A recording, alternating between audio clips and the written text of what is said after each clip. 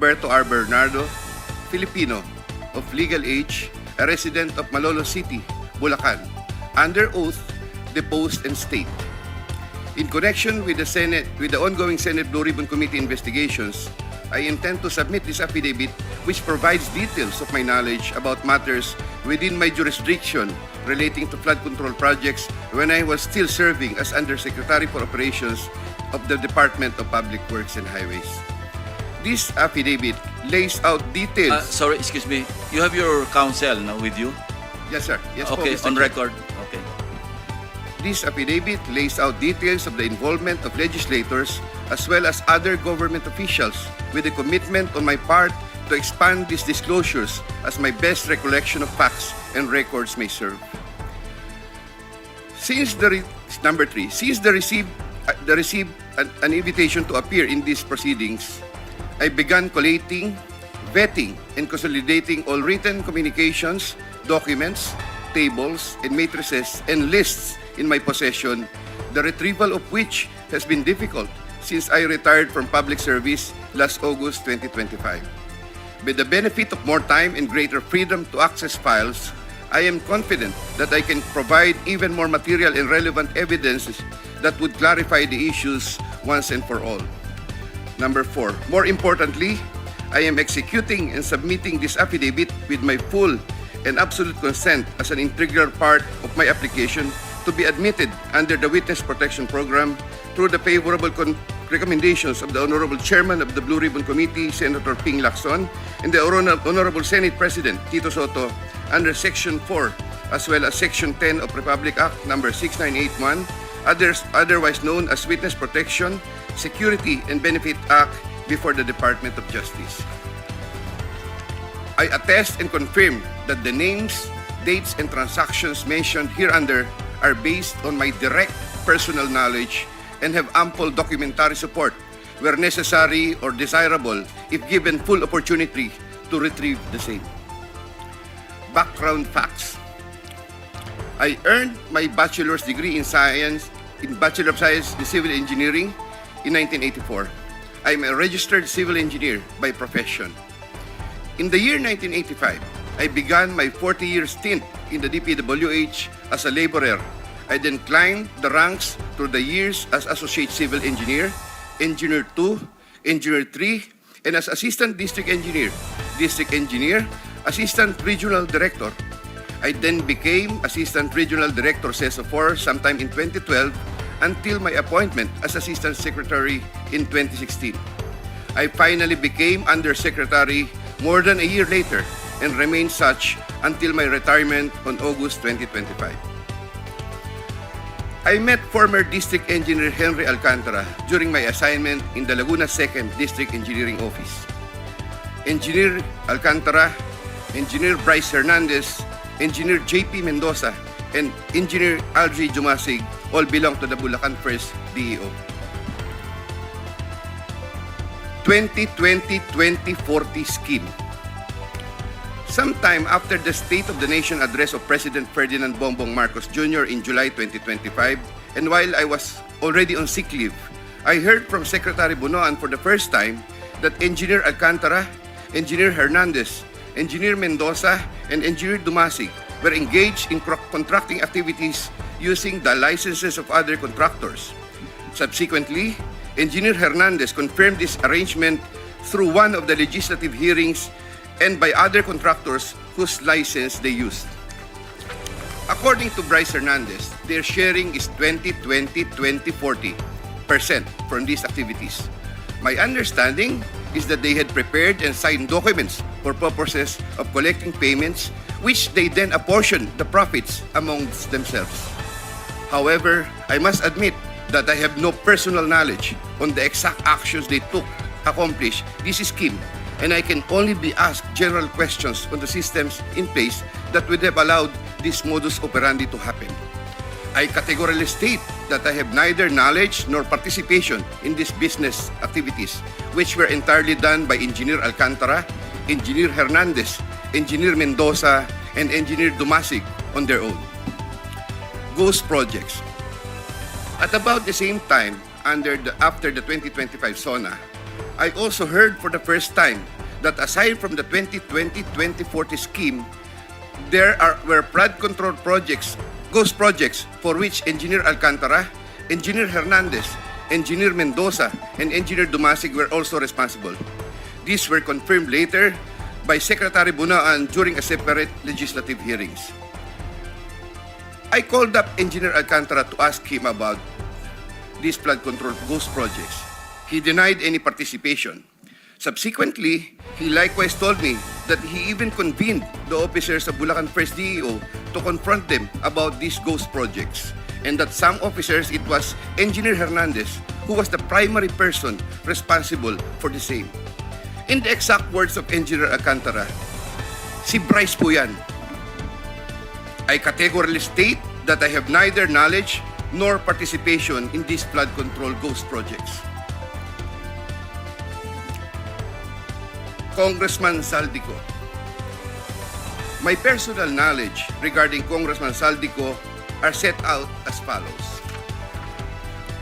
Congressman Saldico one time called me to say that he met Engineer Alcantara and wanted to confirm, maayos bang kausap si Engineer Alcantara? To which I replied, maayos po. Engineer Alcantara then told me that Kong Saldico was asking for a 25% commission, and out of that amount, 2% was to be shared equally between Engineer Alcantara and myself. In his exact words, "Boss, hati na tayo sa 2%. Furthermore, Engineer Alcantara would tell me every time that he made deliveries of cash to Congressman Saldico in compliance with his commitment to Congressman Saldico.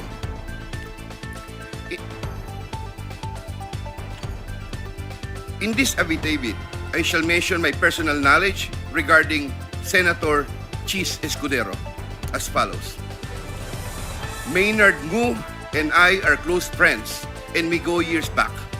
He is also a close friend and campaign contributor of Senator Chis Escudero. Maynard Ngu asked me to submit a list of projects. I personally submitted a list of projects to Maynard Ngu, and some of the items therein pertaining to Valenzuela and Marinduque projects were subsequently included in the General Appropriations Act. A copy of the list of Valenzuela and Marinduque projects is here to attach to this affidavit as Annex A. Annex A. When I gave him the list and in relation to the commitment, I asked him, "Boss, paano to?" Maynard replied, "Bahala ka na." I asked, "Boss, okay na ba ang 20%? Maynard said, "Okay." After inclusion of the projects in the GAA, I delivered 20% of approximately 800 million or about 160 million to Maynard Ngu, which was meant for Senator Escudero. Finally, I would like to add that deliveries of cash were personally made to me by me to Maynard Ngu at his office in Manila. I confirm that Commissioner Lipana requested that he be referred to officers of DPW's Bulacan First DEO. I referred him to Engineer Bryce Hernandez. I have no personal knowledge if they were able to secure a project in Bulacan First DEO.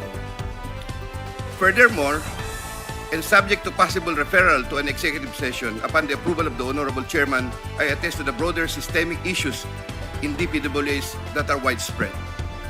My statements hereunder are based on personal knowledge and direct interactions with the personalities involved with great risk to my safety and that of my family members. I confirm the following. Usec Trigib Olaybar of DepEd.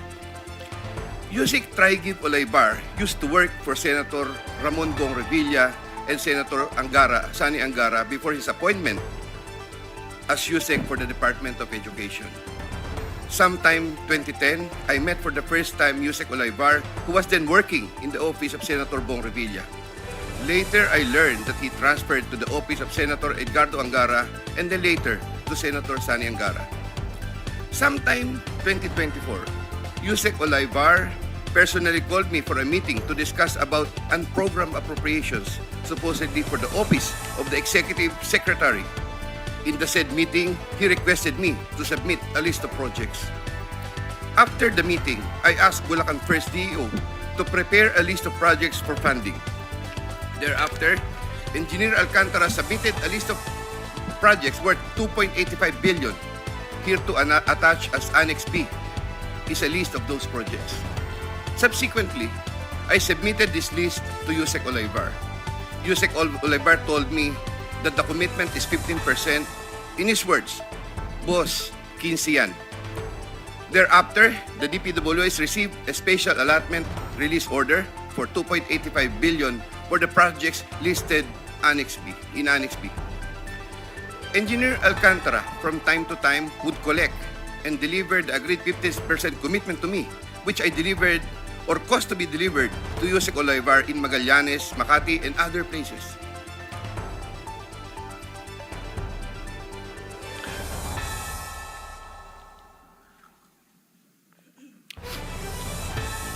Senator Ramon Bong Revilla. Sometime in the year 2024, Senator Revilla and I met where I gave him a list of projects given to me by Engineer Alcantara. Senator Revilla asked for a commitment, which I suggested, then he approved at 25% of the total amount of the projects indicated in the list here to attach as Annex C. I relayed the 25% commitment to Engineer Alcantara and told him that Senator Revilla will appreciate additional contributions for his senatorial re-election bid.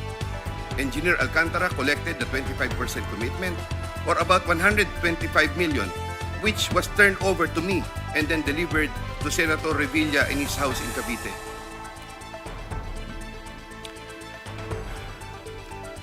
Senator Nancy Binay. Sometime in the year 2024, Carlin Villa, a staff of trusted confidant of Senator Binay, called me and asked for a commitment which was set at 15% of the total amount of the projects indicated in the list here to attach as Annex D. I relate the 15% commitment to Engineer Alcantara.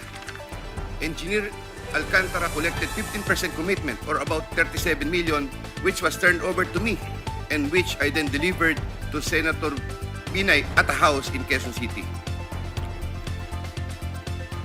Given the complexities of the transactions and personalities involved, I humbly reserve the right to submit a supplementary affidavit if warranted in the premises. I attest to the truth of the foregoing statements based on my personal knowledge and authentic records. In witness thereof, I will be affixing my signature this day of September 2025 here, Mr. Chair. Kindly sign your affidavit in the presence of everybody.